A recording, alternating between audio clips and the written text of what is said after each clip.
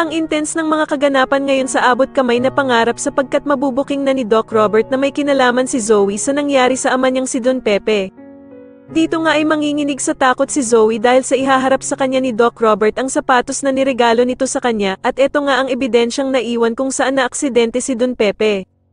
Samantala ay madadagdagan naman ang ebidensya na nakita ni Police Gonzaga dahil sa makikita nga nito ang kabiyak ng sapatos ni Zoe. Dito nga ay lalabas na ang resulta ng fingerprints at bukod tanging isa lamang daw ang nagmatch dito at eto nga ay si Zoe.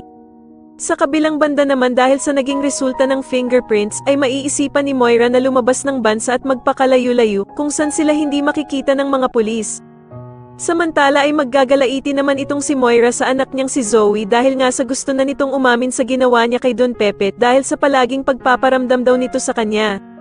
Sasabihin nga ni Zoe na hindi na daw kinakaya ng konsensya niya na patuloy pang ilihim ang kanyang krimen na nagawa sa lolo Pepe niya at gusto na nga daw niya itong aminin.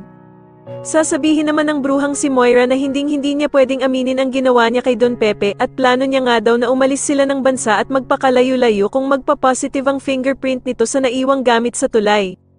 Sa kabilang banda naman ay merong makakakita ng kabiyak ng sapatos ni Zoe kaya naman ay mas lalong madidiin na siya ang may kasalanan sa pagkaaksidente ni Don Pepe. Dahil nga sa maaalala ni Doc Robert na ang sapatos na ito ay niregalo niya kay Zoe noon at pagmamay-ari niya ito.